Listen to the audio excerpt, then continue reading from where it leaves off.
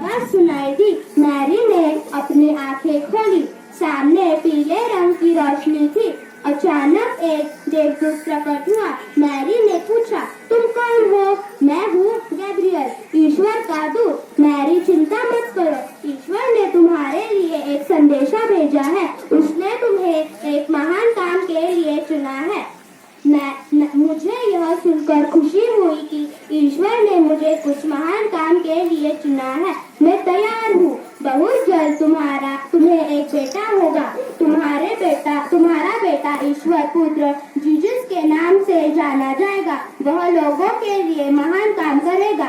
बेटा, यह कैसे संभव है? मेरी तो अभी तक शादी भी नहीं हुई है। मैरी को धक्का लगा, पर वह शांत रही। मुझे सम्मानित करने के लिए धन्यवाद। देवदूत लुप्त हो गए। अगले दिन उसने जोसेफ को देवदूत और ईश्वर की योजना के बारे में बताया। दोनों ने तुरंत विवाह कर लिया। मैरी गर्भवती हुई।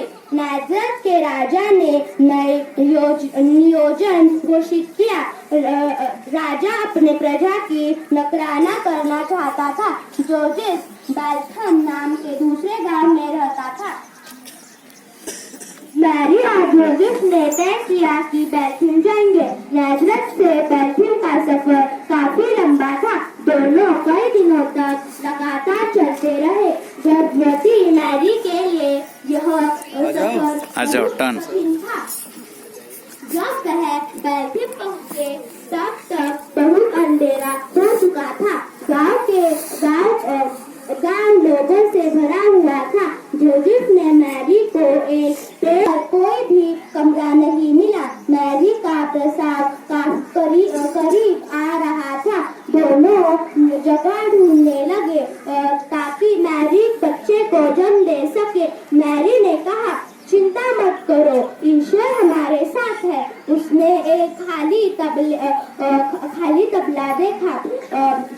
दोनों ने वहाँ आराम करने का छोटा बिस्तर बनाया। बालक जोसेफ उस पर आराम से सो गया। बेथलेहम के पास कुछ चरवाहे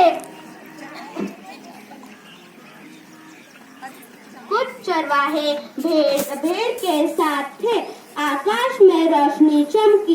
इतनी तेज थी कि उन्हें अपनी आंखें बंद करनी पड़ी। जब उन्होंने आंखें खोली, वहाँ एक सुंदर सा देवदूत खड़ा था। देवदूत ने कहा, मैं एक बड़ा समाचार लाया हूँ। आज बेथलेहम में एक बच्चे ने जन्म दिया है। एक दिन वह इस संसार का तारक बनेगा। चरवाही हक्का पक्का रह गया। उन्होंने सोचा, बालक को देख आते हैं। जब वह बेथलेहम पहुंचे, उन्होंने तबेले में जो मैरी, जोसेफ और जीसस को देखा। वह जीसस के सामने झुक गए। उनका कलेजा खुशी से भर गया। चरवाही खुश थे क्योंकि उन्हें उनका ईश्वर मिल गया था। वह वहाँ से आनंदित होकर चले गए। उन्होंने लोगों को इकट्ठा किया और बालक जीसस के बारे में बताया। इस तरह संसार के तारक जीसस के धरती पर आने की खबर चारों ओर फैल